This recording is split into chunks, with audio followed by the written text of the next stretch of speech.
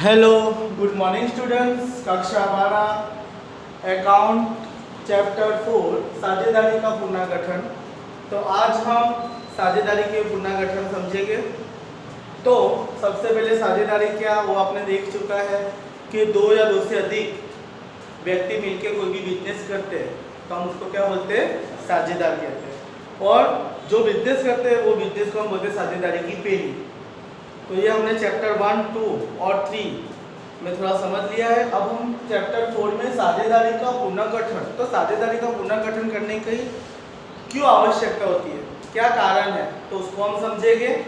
तो सबसे पहले उसके कारण इस प्रकार है कि साझेदारी का पुनर्गठन। तो साझेदारी का पुनर्गठन के कुल 3 कारण हैं। जब सबसे पहला देखते हैं, चालू साझेदारों के बीच लाभ हानि के वितरण के प्रमाण में परिवर्तन। तो जब लाभ हानि का वितरण का प्रमाण में परिवर्तन करना हो तब। नंबर 2, साझेदारी पेढ़ी में नए साझेदार का प्रवेश हो। तो जब साझेदार में कोई नया साझेदार प्रवेश करता है तभी भी हमें साझेदारी का पुनर्गठन करना पड़ता है। नंबर 3, चालू साझेदारी पेढ़ी में से साझेदार की निवृत्ति या साझेदारी की मृत्यु हो। तो हम साझेदारी का नए साझेदार हमें क्यों जरूरी है, तो जब जुना यानी पुराना साझेदार की क्या हो जाए, मृत्यु या तो फिर निवृत्ति। निवृत्ति यानी क्या, विसर्जन। निवृत्ति का मतलब होता है कि जब वो रिटायर हो जाए, ठीक है, उसका विसर्जन हो जाए, कंपनी या बंद हो जाए। तो 3 कारण देखे। सबसे पहला, चालू साझेदार के बीच लाभ हानि के वितरण के प्रमाण में जब परिवर्तन होता हो तब। दूसरा, साझेदारी पेढ़ी में नए साझेदार का जब प्रवेश होता हो तब। तीसरा, साझेदारी पेढ़ी में से साझेदार की निवृत्ति या तो फिर मृत्यु होती हो तब। तो ये 3 कारण है जो साझेदारी का पुनर्गठन करता है, ठीक है। तो अब इसके कारण हम विस्तार से समझेंगे, जो आप ध्यानपूर्वक समझना। ओके,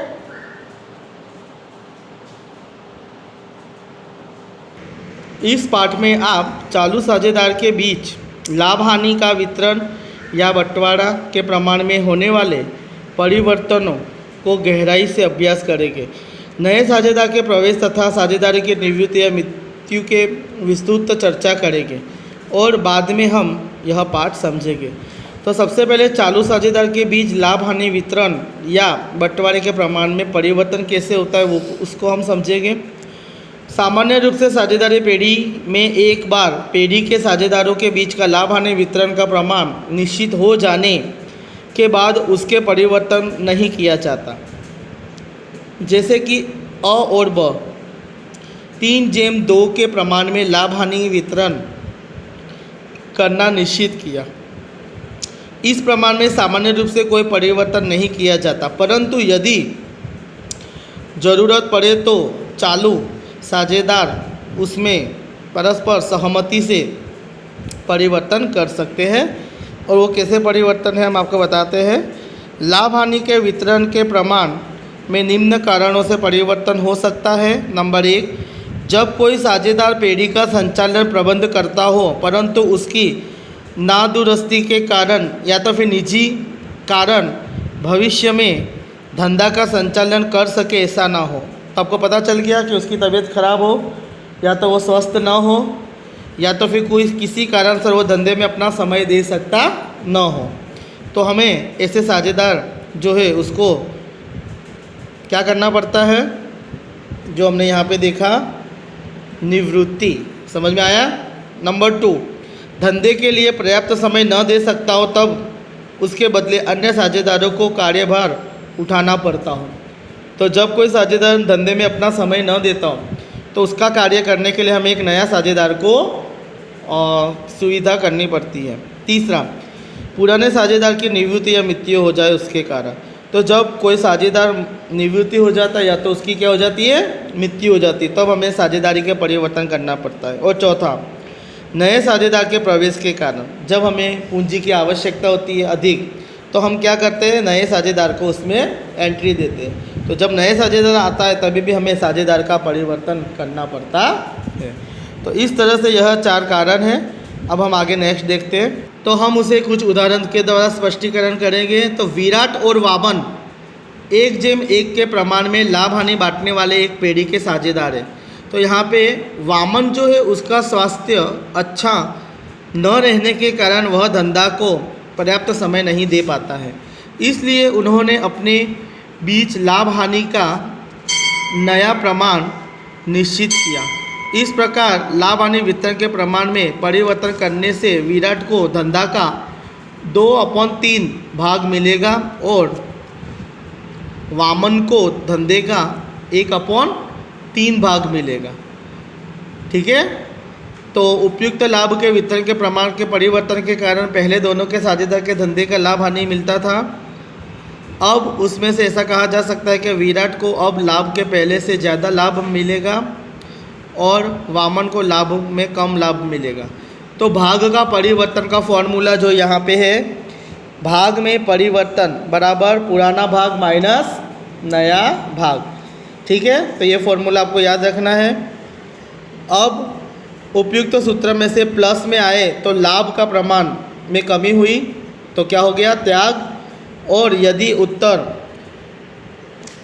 माइनस में आता है तो यह वृद्धि होती है, तो लाभ हुआ कहलाता है। जब हम लाभ ढूंढते हैं तब विराट के मिलने का लाभ का परिवर्तन क्या सूत्र था, पुराना भाग माइनस नया भाग 1/2 माइनस 2/3। अब यहाँ पे आपको LCM करना है, मसल, क्योंकि दोनों के छेद कैसे हैं, इक्वल नहीं है, तो हमें उसको करना पड़ेगा।